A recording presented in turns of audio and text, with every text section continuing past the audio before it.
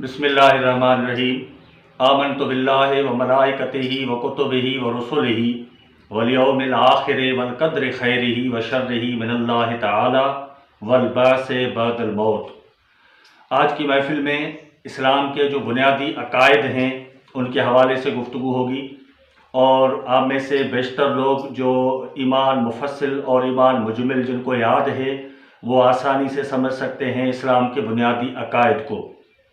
काफ़ी हमारे तलबा हैं जो पूछते हैं, इस्लामियात के हवाले से बात होती है तो आजकल जैसे ये कोविड वगैरह का सिलसिला चल रहा है, काफ़ी क्लासेस जो हैं ऑनलाइन भी हैं, लेकिन जो है काफ़ी दोस्तों तक ऑनलाइन क्लासेस के वजह से कहाँ नेटवर्क का प्रॉब्लम है तो ये चीज़ें नहीं पहुँचती। तो इस वजह से इंशाल्लाह हम अपने यूट्यूब चैनल के ज़रिए आपसे इस्लामियात के हवाले से जो बेसिक मालूमात है वो शेयर करेंगे, और आपसे गुजारिश है कि हमारे इस यूट्यूब चैनल को सब्सक्राइब करें, शेयर करें दोस्तों के साथ, ताकि ये जो ज़्यादा से ज़्यादा इस्लामी जो मालूमात है वो लोगों तक पहुँचे। इस्लाम की जब हम बात करते हैं तो दीन इस्लाम बिल्कुल वही है जो हज़रत आदम अलैहिस्सलाम से लेकर हज़रत ईसा तक और फिर आखिरी नबी हज़रत मोहम्मद मुस्तफ़ा सल्लल्लाहु अलैहि वसल्लम तक पहुँचा। तो बुनियादी जो दीन इस्लाम की जो अकायद हैं या उसूल हैं वो बिल्कुल सेम हैं जो सारे अंबिया से ताल्लुक़ रखते हैं, और उनमें ज़्यादातर जो हम बात करते हैं वो 7 अकीदे हैं। वैसे अकीदा जो है वो अरबी ज़बान का लफ्ज़ है, अक़द इसका मादा है। अक़द की मीनिंग है गिरह लगाना या किसी चीज़ को मजबूती से बांधना, यानी अकीदा वो चीज़ होती है जिस पर इंसान मुकम्मल तौर मजबूती से कायम रहता है। कहते हैं कि पहाड़ों में दरारें पड़ सकती हैं, दरिया जो है वो अपने रुख मोड़ सकते हैं, लेकिन इंसान का जो अकीदा है वो इतना मजबूत हो, पेवर हो कि उसमें किसी भी किस्म की शक शुबे की उसमें गुंजाइश ना हो। तो अक़द की बहुत सारी मीनिंग हैं। लिसानुल अरब में, ताजुल उरूस में या जितनी भी लुगात की किताबें हैं उन्होंने लिखा है कि अक़द की मीनिंग क्या है। ये अक़द निकाह में भी लफ्ज़ इस्तेमाल होता है, अक़द बै में भी इस्तेमाल होता है जो ख़रीद व फ़रोख्त होती है, और ज़्यादातर और इसमें से अकीदत का जो लफ्ज़ है, एतकाद का जो लफ्ज़ है, ये सारे इसी से निकलते हैं। बहरहाल अब जो इस्लाम के जो बुनियादी अकायद हैं वो ज़रूरी हैं हर आकिल बालिग मुकल्लफ मुसलमान के लिए, जो इन चीज़ों पर इनको बिलीफ ऑफ इस्लाम कहते हैं, इस्लाम के जो बुनियादी अकीदे। उसमें बहुत सारे हमारे जो बुज़ुर्ग हैं उन्होंने अकायद पर किताबें भी लिखी हैं, लेकिन ये वाज़ेह होना चाहिए कि इस्लाम के ये जो बुनियादी हम 7 अकायद जो बताते हैं, कुछ लोगों का ख्याल है कि तौहीद, रिसालत, आखिरत, इनमें वो सारे अकीदे आ जाते हैं।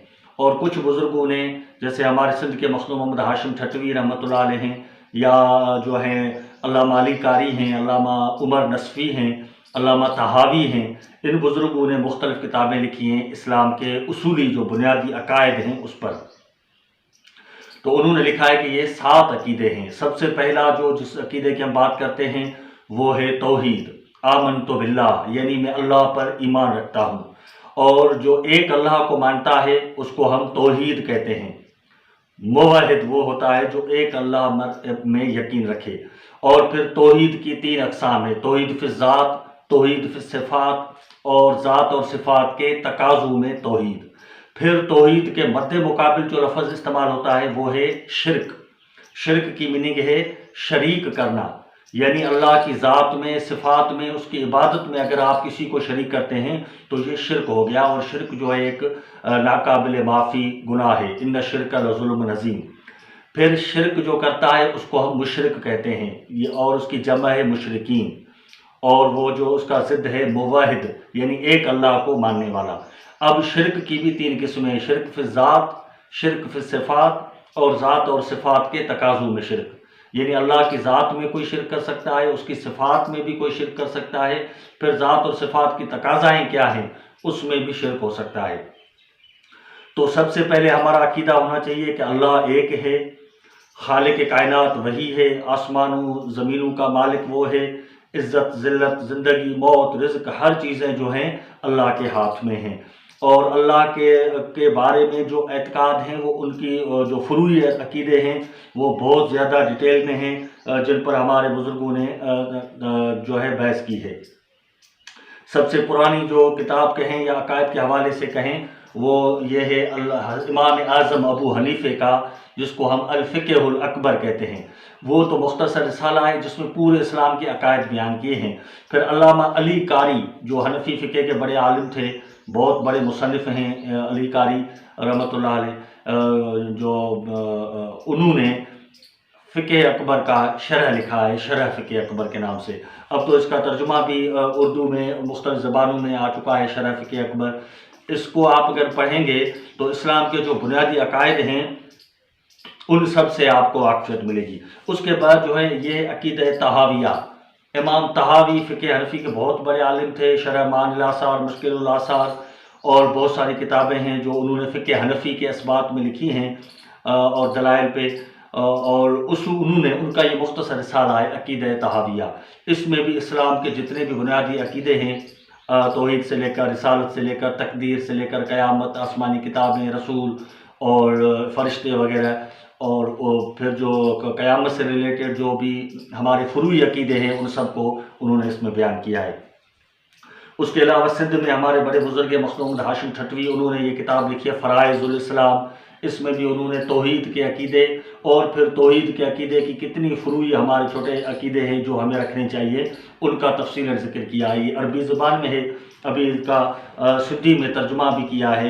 ڈاکٹر عبدالرسول قادری صاحب ہیں سکرٹ کے، کافی کتابوں کے مترجم ہیں، انہوں کی پی ایچ ڈی بھی مخدوم محمد ہاشم ٹھٹوی پہ ہے۔ تو انہوں نے یہ فرائض الاسلام، مخدوم محمد ہاشم ٹھٹوی نے اسلامی کے جو عقائد اور دین اسلام کے جو بنیادی 5 رکن ہیں، کلمہ، نماز، روزہ، زکوٰۃ اور حج، ان میں یہ تو فرائض ہو گئے، لیکن ان فرائض کے اندر کیا فرائض ہیں، اس موضوع پر کسی بھی عالم نے اتنی بڑی تحقیق نہیں کی جتنے مخدوم محمد ہاشم ٹھٹوی نے اسلام کے عقائد اور فرائض اسلام کے حوالے سے کی ہے۔ باقی سندھی زبان میں مخدوم محمد ہاشم ٹھٹوی نے یہ بناء الاسلام کتاب بھی لکھی ہے، جس میں یوں سمجھیں جیسے فرائض الاسلام کا سندھی میں انہوں نے خلاصہ کہیں یا جو ہے اس کا نچوڑ کہیں، جوہر کہیں، اس کو اس نے بیان کیا ہے۔ تو سب سے پہلے ہمارا جو عقیدہ ہے وہ اللہ کی ذات پر، جسے سورہ اخلاص میں ہم جب پڑھتے ہیں کہ لم یلد ولم یولد، اللہ نہ کسی کا باپ ہے نہ کسی کا بیٹا ہے، اور خدا جو ہے سمیع ہے، بصیر ہے، اللہ کی جتنی بھی صفات ہیں ان سب پر وہ ازلی ہے، وہ ابدی رب ہے، وہ متکلم بلا لسان ہے، بغیر زبان کے کلام کرنے والا ہے، اللہ کانوں سے پاک ہے لیکن پھر بھی وہ سمیع ہے، خدا آنکھوں سے پاک ہے لیکن پھر بھی وہ بصیر ہے۔ تو یہ ساری جو چیزیں ہیں خدا کے حوالے سے جو بھی ہمارے عقیدے ہیں، یہ اسلام کا پہلا اور دین اسلام کا پہلا اور بنیادی عقیدہ ہے اللہ پر ایمان، جس کو ہم عقیدہ توحید کہتے ہیں۔ اس کے بعد دوسرے نمبر پہ ہے آمنت باللہ و ملائکتہ، ہم اللہ کے جتنے بھی ملائک ہیں، ملائکہ ہیں، فرشتے ہیں، ان پر بھی یقین رکھتے ہیں۔ ملک عربی زبان کا لفظ ہے، ایک فرشتہ، ملائکہ اس کی جمع ہے، اور فارسی زبان میں یا ہم اپنی زبان میں فرشتہ اس کو کہتے ہیں۔ اور ملائک جو ہے مسجود ملائکہ، حضرت آدم علیہ السلام کو یہ خطاب ملا کہ آدم سے پہلے ملائکوں کی تخلیق ہو چکی تھی، تبھی اللہ نے فرمایا اسجدوا لآدم، آدم کو سجدہ کرو، تو سارے فرشتے سجدے میں گر گئے الا ابلیس، سوائے ابلیس کے۔ کہتے ہیں کہ ابلیس جو ہے وہ جن تھا، لیکن اس کو اللہ نے فرشتوں کا استاد مقرر کیا تھا، وہ فرشتہ نہیں تھا۔ فرشتے جتنے بھی تھے وہ اللہ کے دربار میں جو بھی حکم ہوا انہوں نے سجدہ کیا۔ تو اب فرشتے جو ہیں اس کے حوالے سے بھی بہت سارے عقیدے ہم رکھتے ہیں۔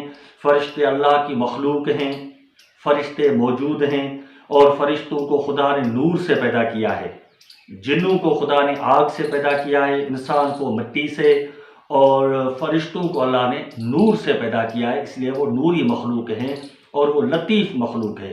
اور فرشتے جو ہیں کھانے پینے سے، نفسانی خواہشوں سے، ہر چیز سے پاک ہیں، نہ ان کو نیند آتی ہے، ان کو اللہ نے عبادت کے لیے، ان کو خدا نے مختلف کاموں پر بھی مقرر کیا ہے، اور وہ اللہ کی تحمید میں، تسبیح میں، خدا کی عبادت میں مصروف ہیں۔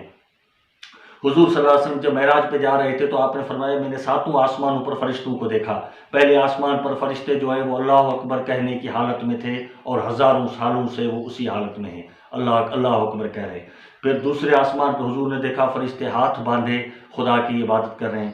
تیسرے پہ حضور نے دیکھا وہ رکوع کی حالت میں، چوتھے پہ قومے کی حالت میں ہیں، پھر قیدے کی حالت میں، سجدے کی حالت میں، اس حساب سے فرشتوں کو حضور نے دیکھا۔ پھر جب نماز فرض ہوئی تو حضور نے اپنی امت کو جو نماز کا طریقہ عطا فرمایا وہ بالکل وہی طریقہ تھا جو ساتوں آسمانوں پر فرشتے مختلف جو ہیں اللہ کی عبادت میں تھے۔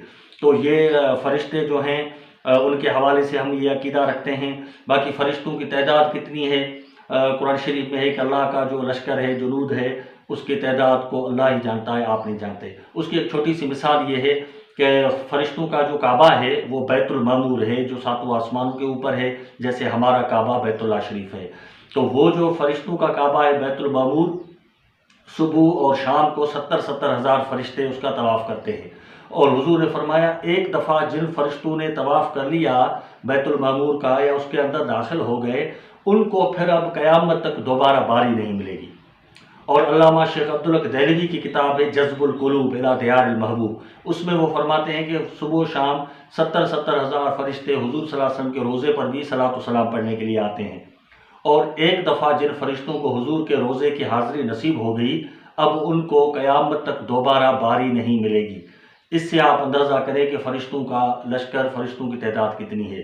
باقی فرشتے جو ہیں مختلف صورتوں میں کنورٹ ہو سکتے ہیں، اور جیسے حضور حضرت جبریل علیہ السلام حضور کے سامنے کبھی حضرت دہیۃ الکلبی صحابی کی صورت میں آتے تھے کبھی، اور اوریجنل جو صورت ہے جبریل کی اس میں حضور نے اس کو 2 مرتبہ دیکھا تھا۔ ایک مکہ شریف کے برابر میں کوئی پہاڑی تھی، اس کا نام مجھے نہیں آ رہا ابھی ذہن میں، اور دوسرا مرتبہ سدرۃ المنتہا کے پاس حضور فرماتے ہیں میں نے جبریل کو اس کی اصل صورت میں دیکھا۔ تو اسی طریقے سے مختلف فرشتے آ سکتے ہیں، جیسے بدر کی جنگ میں اللہ نے فرشتوں کو بھیجا اور وہ مسلمانوں کے ساتھ جو ہیں اس میں شریک ہوئے۔ اس طریقے سے بہت سارے اور بھی واقعات ہیں، ابھی اس مختصر ٹائم میں نہیں بتا سکتے۔ بہرحال تو یہ فرشتے جو ہیں ان میں سے کچھ مشہور فرشتے ہیں جن کو اللہ نے مختلف کاموں پر رکھا ہے۔ جبریل علیہ السلام جو فرشتوں کے سردار ہیں، اس کا کام ہے نبیوں کے اوپر وحی لے کر آنا، اور وہ 1.25 انبیاء کے پاس آتے تھے، حضور کے پاس بھی آتے تھے، اور حضور سے گفتگو بھی ہوتی تھی، اور جو بھی اللہ کا حکم ہے وہی ہے اس کا لانے کا کام جبریل کا تھا۔ اور اسرافیل علیہ السلام جو ہے اس کا کام ہے سور پھونکنا، وہ 2 مرتبہ سور پھونکیں گے قیامت کو، ایک دفعہ پھونکیں گے سارے لوگ مر جائیں گے، اور دوسری مرتبہ جب سور پھونکیں گے تو سارے لوگ اٹھیں گے، اور پھر یہ میدان حشر قیامت کا جو ہے پروسیس شروع ہو جائے گا۔ اس کے علاوہ میکائیل علیہ السلام جو ہیں فرشتے، اس کا کام ہے رزق کی تقسیم، بارش برسانا، اور جو ہے طوفان، ہوائیں جو چلتی ہیں، یہ سارے کام اللہ تعالیٰ نے میکائیل علیہ السلام کے حوالے فرمائے ہیں۔ اس کے علاوہ چوتھا جو بڑا فرشتہ ہے وہ ہے اسرائیل علیہ السلام۔ اسرائیل جو ہے ہر چیز جو روح رکھتی ہے، چاہے وہ انسان ہو، جن ہو، چاہے وہ درندے ہوں، پرندے ہوں، کیڑے مکوڑے ہوں، ہر جو ذی روح ہے اس کی روح نکالنے کا کام اللہ نے میکائیل اور حضرت اسرائیل کو جو ہے دیا ہے، اس کو ملک الموت بھی کہتے ہیں۔ اس کے علاوہ 2 فرشتے ہیں جو ہر انسان کے ساتھ ہوتے ہیں، اس کو کہتے ہیں کرامن کاتبین۔ سیدھے کندھے والا فرشتہ انسان کی نیکیاں لکھتا ہے، جو بھی وہ صبح سے شام، شام سے صبح تک کرتا ہے، اور اس کندھے والا جو فرشتہ ہے وہ برائیاں نوٹ کرتا ہے، اور قیامت کے روز وہ نامہ اعمال جو ہیں انسان کے سامنے پیش کیے جائیں گے۔ نیک لوگوں کو سیدھے ہاتھ میں اعمال نامہ ملے گا، برے لوگوں کو الٹے ہاتھ میں اعمال نامہ ملے گا۔ یہ وہ اعمال نامے ہوں گے جو یہ فرشتے نوٹ کر رہے ہیں۔ اس کے علاوہ قبر میں جو فرشتے ہیں اس کو نکیرین کہتے ہیں، یا منکر نکیر بھی کہتے ہیں، جو قبر میں 3 سوال کرتے ہیں، من ربک، من نبیک، وما دینک، تمہارا رب کون ہے، نبی کون ہے، دین کون ہے۔ اور ایک جو پریکٹیکل سوال ہوگا وہ حضور صلی اللہ علیہ وسلم قبر شریف میں آئیں گے، اور وہ فرشتہ پوچھے گا کہ ما کنت تقول فی حق ھذا الرجل، اس بندے کے بارے میں، اس شخصیت کے بارے میں تم دنیا میں کیا کہتے تھے۔ تو جو صاحب ایمان ہوگا وہ حضور کو پہچانے گا، اور جو بھی اس کا حضور کے بارے میں عقیدہ تھا دنیا میں وہ فرشتوں کے سامنے بتائے گا۔ باقی اگر کوئی نہیں ہوگا، کوئی منافق ہے، کوئی کافر ہے، تو وہ کہے گا لا ادری لا ادری، میں نہیں جانتا۔ تو یہ فرشتے ہیں نکیرین۔ اس کے علاوہ جو جنت کو فرشتہ سنبھالتا ہے وہ ہے رضوان، جو جہنم کو فرشتہ سنبھالتا ہے وہ ہے مالک۔ اور قرآن شریف میں 2 فرشتے ہیں ہاروت اور ماروت، جن کو بابل کے شہر میں، جو عراق کا شہر ہے بابل، وہاں پر اتارا گیا تھا، اور ان کا ایک تفصیلی قصہ ہے، وہ انشاءاللہ کسی اور محفل میں ہم ہاروت ماروت کا بیان کریں گے۔ بہرحال تو یہ جتنے بھی فرشتے ہیں ان سب پر ہم ایمان رکھتے ہیں، یقین رکھتے ہیں، اور جو ہے فرشتے جن کاموں پر مقرر ہیں تو ان پر یہ ایمان رکھنا بھی اسلام کے بنیادی عقائد میں دوسرے نمبر پر اس عقیدے کی اہمیت ہے۔ اس کے بعد تیسرا عقیدہ ہے ایمان بالکتب، یعنی وکتب ہی، ہم اللہ کی جتنی بھی کتابیں ہیں ان پر بھی یقین رکھتے ہیں۔ کہتے ہیں کہ 104 کتابیں نازل ہوئیں، جن میں سے 100 صحیفے تھے، 4 کتابیں تھیں۔ کچھ کے بقول کے 104 صحیفے تھے، 4 کتابیں جو کمپلیٹ ہیں، بڑی کتابیں وہ الگ ہیں، جیسے ابراہیم علیہ السلام پر یا مختلف نبیوں پر صحیفے نازل ہوئے۔ مختوم محمد ہاشم ٹھٹوی رحمۃ اللہ علیہ لکھتے ہیں کہ آدم پر 10 صحیفے نازل ہوئے، شیس علیہ السلام جو آدم کا بیٹا تھا اس پر 50 صحیفے، ادریس پر 30 صحیفے، اور ابراہیم علیہ السلام پر 10 یا 20 صحیفے نازل ہوئے۔ باقی جو اختلاف ہیں تو اس وجہ سے ہم کہتے ہیں آمنت بجمیع الکتب، ہم اللہ کی جتنی بھی کتابیں ان سب پر یقین رکھتے ہیں، ایمان رکھتے ہیں۔ ان میں بڑی جو کتابیں ہیں، توریت ہے جو موسیٰ علیہ السلام پر نازل ہوئی عبرانی زبان میں، اور انجیل جو ہے وہ حضرت عیسیٰ پر نازل ہوئی سریانی زبان میں، اور جو داؤد علیہ السلام پر کتاب نازل ہوئی زبور، وہ تھی یونانی زبان میں، اور آخری کتاب جو اللہ کا ہمارے نبی صلی اللہ علیہ وسلم پر نازل ہوا 23 سال کے عرصے میں، 23 برسوں کے عرصے میں، اقرا سے لے کر آخر تک حجۃ الوداع تک، وہ عربی زبان میں قرآن شریف نازل ہوا، جو 30 پاروں پر 6666 آیتوں پر 540 رکوعات، 7 منزلیں، 14 سجدے ان پر مشتمل ہے۔ ان میں سے 27 صورتیں مدنی ہیں، 87 جو صورتیں ہیں وہ مکی ہیں، یہ اس پر ہم یقین رکھتے ہیں۔ پہلی جتنی بھی کتابیں تھیں وہ اب اوریجنل صورت میں نہیں رہیں، ان میں لوگوں نے تبدیلیاں کر دی ہیں، تحریف کر دی ہے۔ اصل صورت میں قیامت تک اب جو کتاب رہے گی وہ قرآن شریف رہے گی۔ قرآن شریف کا جو اعجاز ہے وہ یہ ہے کہ آج بھی قرآن کی جو عربی زبان ہے وہ دنیا کے بہت سارے ملکوں کی قومی زبان ہے، اور اسلام کا جو ذخیرہ ہے، اسلامی علوم و فنون کا وہ سب سے زیادہ جو ذخیرہ ہے وہ عربی زبان میں ہے، اور ایک بھی بندہ جب تک قرآن شریف کو پڑھنے والا رہے گا دنیا میں اللہ کا کلام قرآن شریف موجود رہے گا۔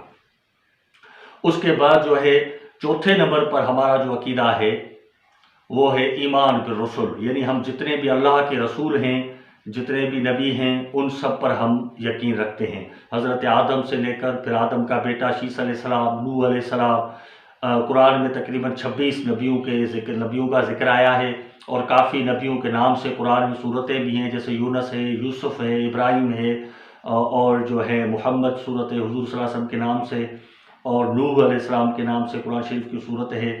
تو اور قرآن کی 2 صورتیں ہیں، قصص اور انبیاء، ان دونوں صورتوں میں جتنے بھی اللہ کے نبی ہیں ان کے قصے بیان کیے گئے ہیں، جو ہمارے لیے ایک عبرت ہے، ان میں ایک ہدایت اللہ تعالیٰ نے رکھی ہے۔ تو جتنے بھی اللہ کے نبی ہیں ان میں سے 313 اولو العزم بڑے رسول ہیں جن کو اللہ نے زیادہ شرف اور مقام عطا فرمایا، پھر ان میں سے 26 ایسے نبی ہیں جن کا قرآن میں ذکر ہے، پھر ان میں سے 4 ایسے نبی ہیں جن پر آسمانی کتابیں نازل ہوئیں، یعنی موسیٰ علیہ السلام، حضرت عیسیٰ، داؤد، اور ہمارے نبی خاتم الانبیاء صلی اللہ علیہ وسلم۔ تو ان سب نبیوں پر، اور ختم نبوت جو ہمارے نبی کی نبوت اب آخری ہے، حضور نے فرمایا لا نبی بعدی، میرے بعد اب کوئی نبی نہیں ہے، تو ختم نبوت پر یقین ہمارے ایمان کا بنیادی حصہ ہے۔ اس کے بعد جو 5واں عقیدہ ہے اسلام کا وہ ہے آخرت پر ایمان۔ آخرت سے مراد دنیا کی میننگ ہے قریب والی چیز، آخرت کی میننگ ہے بعد میں آنے والی چیز، یعنی اس دنیا اور آخرت کے بیچ میں جو پردہ ہے وہ موت کا ہے۔ مرنے کے بعد ہم قبروں میں جائیں گے، اور اس کو عالم برزخ کہتے ہیں، اور قبر کا عذاب بھی حق ہے۔ اچھے لوگوں کی قبر جو ہے جنت کا باغ ہوگی، برے لوگوں کی قبر جو ہے وہ جہنم کا گڑھا بن جائے گی۔ اور تو یہ جو مرنے کے بعد جو ہماری زندگی کا شروعات ہوتی ہے، جو قیامت کی طرف ہم جاتے ہیں، تو یہ جو ہے اس پر بھی ہمارا یقین ہے کہ قیامت جو ہے انصاف کا دن ہوگا، جس دن اللہ تعالیٰ مظلوموں کو ان کا حقوق دلائے گا، ظالم جو ہیں یا جو فاسق فاجر ہیں، جو اللہ کے نافرمان ہیں، ان کو سزا دی جائے گی۔ اور جنت جو ہے وہ نعمتوں کی جگہ ہے، جہنم جو ہے وہ سزا کی جگہ ہے۔ تو ان ساری چیزوں پر ہم جب یقین رکھتے ہیں تو اس کو کہتے ہیں آخرت پر ایمان۔ پھر جو ہے قیامت پر ہمارے یہ قیامت کی بہت ساری الفاظ ہیں۔ قیامت کے لیے اللہ نے قرآن شریف میں وہ آخرت بھی کہا ہے، قیامت بھی کہا ہے، مالک یوم الدین یعنی دین کے دن کا مالک، یعنی وہ بھی قیامت اس سے مراد ہے۔ تو بہت ساری باتیں ہیں۔ پھر قیامت سے پہلے کچھ ایسی نشانیاں ہیں جو ہم یقین رکھتے ہیں، کیونکہ حضور صلی اللہ علیہ وسلم نے کی احادیث میں بتایا گیا ہے کہ قیامت سے پہلے کیا کیا ہوگا۔ جیسے آپ علیہ الصلوۃ والسلام نے فرمایا قیامت سے پہلے دجال آئے گا جو سب سے بڑا فتنہ ہے، اور دجال جب آئے گا تو بہت ساری اکثریت جو ہے لوگوں کی دجال کے پیچھے لگے گی۔ پھر امام مہدی بھی آئے گا اور بہت ہی قلیل تعداد میں لوگ امام مہدی کے پیچھے لگیں گے، اور حضرت عیسیٰ علیہ السلام آئیں گے، دجال کو عیسیٰ علیہ السلام قتل کریں گے۔ تو یہ ساری نشانیاں جو ہیں قیامت کی ہیں۔ پھر حضرت عیسیٰ علیہ السلام کی جب وفات ہوگی تو وہ حضور کے روضے میں دفن ہوں گے، اور عیسیٰ علیہ السلام نبی ہو کر نہیں آئیں گے بلکہ رسول اللہ صلی اللہ علیہ وسلم کی شریعت کے امتی بن کر آئیں گے۔ اور اس کے علاوہ یاجوج ماجوج ہیں، دعوت الارض ہے، اور سورج جو ہے مغرب سے واپس طلوع ہوگا، توبہ کا دروازہ اس کے بعد بند ہو جائے گا۔ تو یہ ساری جو نشانیاں ہیں قیامت کی ہیں، جس پر بہت سارے علماء نے کتابیں بھی لکھی ہیں کہ بھئی قیامت سے پہلے کیا کیا ہونے والا ہے۔ تو حضور صلی اللہ علیہ وسلم کی احادیث کو مختلف علماء نے جمع کیا ہے۔ تو ان سب چیزوں پر ہم یقین رکھتے ہیں۔ پھر جو قیامت سے ریلیٹڈ ہے، رسول اللہ شفاعت فرمائیں گے، اور انبیاء کی شفاعت ہے، اولیاء کی شفاعت ہے، علماء حقانی جو ہیں ان کی شفاعت ہے، قرآن کے حفاظ بھی شفاعت کریں گے، جو بڑے بڑے مشائخ ہیں وہ بھی شفاعت کریں گے۔ ان سب چیزوں پر ہم یقین رکھتے ہیں۔ اور جو کرامات ہیں اولیاء کی وہ بھی برحق ہیں، وہ بھی ہمارے ایمان کا حصہ ہے۔ اور جنت جہنم ہے، پل صراط کے اوپر لوگوں کو پار کروایا جائے گا، اس پر بھی ہم بلیو کرتے ہیں، یقین کرتے ہیں۔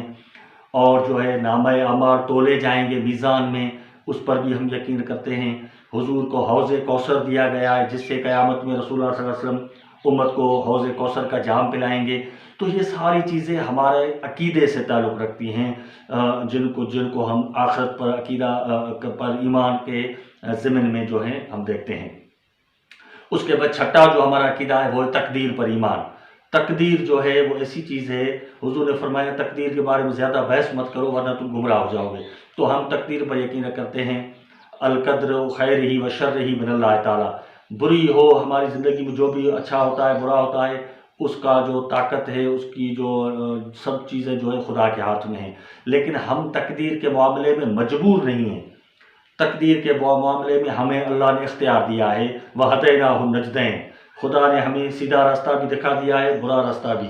تو اگر ہمیں پتہ ہے کہ یہ راستہ جو ہے ہمیں کھڈے میں کسی کنویں میں گرائے، پھر بھی ہم اس پر چل کر گرتے ہیں، تو اس میں خدا کا قصور نہیں ہے، اور نہ ہی اللہ نے ہمیں مجبور کیا ہے، بلکہ ہم اختیار دیا گیا ہے کہ اچھائی کا راستہ واضح ہے، برائی کا راستہ واضح ہے، گناہ کا راستہ واضح ہے، ثواب کا راستہ واضح ہے۔ اب آپ کی مرضی ہے تم کس راستے کا چناؤ کرتے ہو، کس راستے کا انتخاب کرتے ہو، کون سا راستہ سلیکٹ کرتے ہو، تو یہ ہمارے اوپر ڈیپینڈ کرتا ہے۔ تو اس کو ہم کہتے ہیں تقدیر پر ایمان۔